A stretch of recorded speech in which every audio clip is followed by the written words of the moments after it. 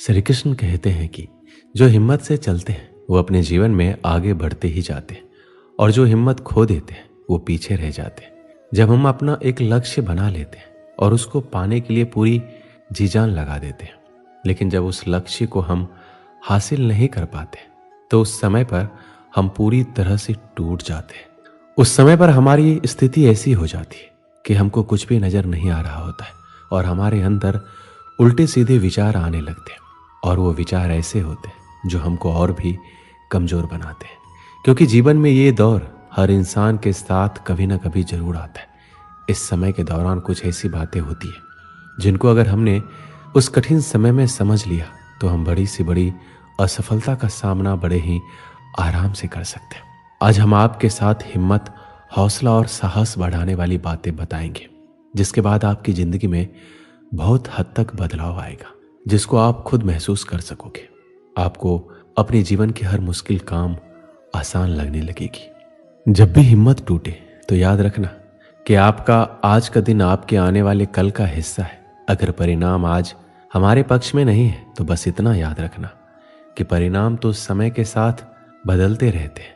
अगर आपने आज कल की फिक्र की तो आप अपने आज को खो देंगे, क्योंकि कल कभी भी नहीं आने वाला है। अपनी हिम्मत को बढ़ाने का सिर्फ एक ही रास्ता है और वो है खुद के ऊपर विश्वास रखना। क्योंकि अगर आपको खुद पर विश्वास है तो सफलता एक ना एक दिन आपको जरूर मिलेगी। आपने अगर अपनी सबसे बड़ी असफलता को स्वीकार कर लिया और अपने आप से वादा कर लिया तो आपके आगे सफलता खड़ी होती है। सफलता सिर्फ हिम्मत देखती है। अगर आपके अंदर आगे बढ़ने की हिम्मत है तो सफलता आपकी झोली में खुद ब खुद चल कर आती है। जीवन में हमेशा खुद पर भरोसा रखो, क्योंकि भरोसे के अंदर बहुत बड़ी ताकत होती है, क्योंकि भरोसे पर पूरी दुनिया टिकी होती है। जब भी हिम्मत टूटे तो उस समय अपने आप को अगर संभाल लिया तो आप निखर जाओगे। अगर खुद को नहीं संभाला तो बिखर जाओगे। इस दुनिया की सबसे बड़ी सच्चाई ये है कि इस दुनिया में कुछ भी स्थायी नहीं होती। हर चीज बदलती रहती है, समय के साथ बदलती ही जाती है।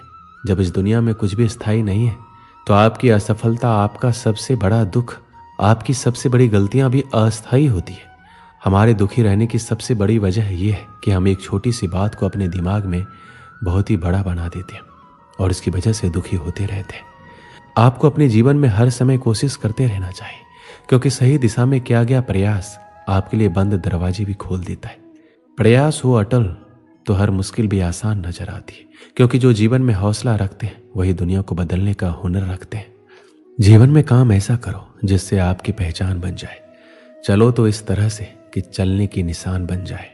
जिंदगी तो हर कोई काट लेता है, अगर हिम्मत है तो ऐसे जियो कि मिसाल बन जाए।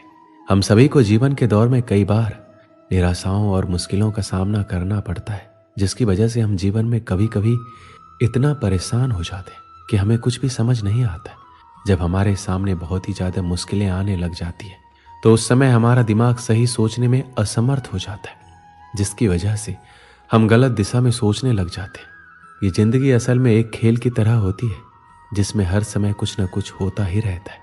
लेकिन जब हमको ये समझ आने लग जाता है कि किस समय पर हमको क्या करना है तो हम आसानी से जीवन में आगे बढ़ते ही जाते हैं। जब हम अपने जीवन में आसपास किसी को सफल होता देखते हैं या किसी ऐसे सफल व्यक्ति के बारे में सुनते हैं जो कि सफलता के नए आयाम स्थापित किए हैं, ऐसे व्यक्ति को देखकर हमारे मन में कहीं ना कहीं अब हमें भी कुछ ऐसा करना है, हमें भी सफल बनना है, ऐसी ऊर्जा का संचार होता है। हम सभी एक दो दिन खूब उसके बारे में सोचना शुरू करते हैं और मन ही मन ढेर सारे प्लान भी बना लेते हैं। फिर आगे चलकर ये एहसास होता है या हमें लोगों द्वारा एहसास दिलाया जाता है कि ये तो हम कर ही नहीं सकते और ऐसा करना हमारे बस की बात नहीं है। और फिर यहीं से हमारे 2 दिन की ऊर्जा का अस्तित्व खत्म होने लगता है और ये हम मानने लगते हैं कि हम ये सब नहीं कर सकते और फिर से उसी ढर्रे में ढल जाते हैं जैसा कि रोज की सामान्य जिंदगी जीते हैं। और खुद को आगे बढ़ने वाले सपने यहीं शुरू होने से पहले ही अंत हो जाता है।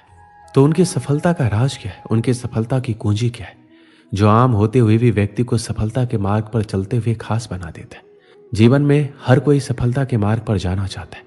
अगर इन बातों को ध्यान में रखा जाए तो यही बातें हमारी सफलता के लिए सफलता की कुंजी बन जाते हैं। सफलता के लिए आचरण का भी ऊंचा होना चाहिए। कोई भी व्यक्ति जन्म से नहीं बल्कि आचरण से महान बनता है। ये बात एकदम सही है। किसी भी महान या सफल व्यक्ति के जीवन के परिचय को देख लीजिए। व्यक्ति जन्म से जरूर गरीब घर में पैदा क्यों ना हुआ हो, लेकिन सफलता के लिए जिस तरह से आगे बढ़ता है और हजार सफलता मिलने के बाद भी उसके आचरण में थोड़ा सा भी घमंड नहीं आता, यानी वह सबके प्रति विनम्र का भाव ही रखता है। इसलिए यह कहा गया है, कोई भी व्यक्ति जन्म से नहीं बल्कि आचरण से ही महान बनता है। समय सबके लिए एक समान होता है। हर किसी को उसकी ज़िंदगी में सिर्फ 24 घंटे ही मिलते हैं और उसी 24 घंटे में आप क्या करते हैं इस पर निर्भर करता है कि आपको सफलता मिलेगी या नहीं। कार्य करते जाओ, फल की चिंता मत करो। अक्सर लोग कोई भी कार्य शुरू करने से पहले उसके फायदे, नुकसान, परिणाम, लाभ, हानि आदि का सोचने लगते हैं और जब ऐसा करते हैं तो एक कदम आगे बढ़ने से पहले ही खुद को पीछे धकेल देते हैं। क्योंकि जब भी कोई कार्य आप नया करने जाओगे तो आपको ये जरूर एहसास दिलाया जाएगा कि आप तो इसे कर ही नहीं सकते, ऐसा करना आपके बस की बात नहीं है। लोग मजाक बनाना शुरू कर देते हैं। बस यही वक्त होता है इन सभी को नज़रअंदाज करना और अपने मंजिल की तरफ बढ़ते जाना। कोई कार्य करना है तो दूसरे से पूछने के बजाय खुद से सवाल करो और हमेशा ये याद रखना जरूरी है कि डर के आगे ही जीत है। किसी के सामने जिक्र कीजिए कि आप ऐसा कुछ करने जा रहे हैं तो देखिए किस प्रकार से लोगों के द्वारा आपके परिणाम को लेकर मन में तरह तरह के भ्रम पैदा किया जाता है। इस तरह से आपको आगे बढ़ने से पहले ही रोक दिया जाता है, डरा दिया जाता है। आपको कभी अपने लक्ष्य से भटकना नहीं है, सिर्फ और सिर्फ आपको अपना लक्ष्य ही दिखाई देना चाहिए। सफल बनना है तो सफल लोगों के साथ जुड़िए। ये बहुत स्वाभाविक सी बात है कि जैसा जिस माहौल में रहता है वो वैसा ही बनता है। अगर आपको सफल होना है तो आपको ये तय करना है कि आपको कैसे लोगों के साथ रहना है। गांव के पनघट पर 4 औरतें पानी भरने आई। पानी भरते भरते एक दूसरे से बातें करने लगी। चारों के एक एक पुत्र थे।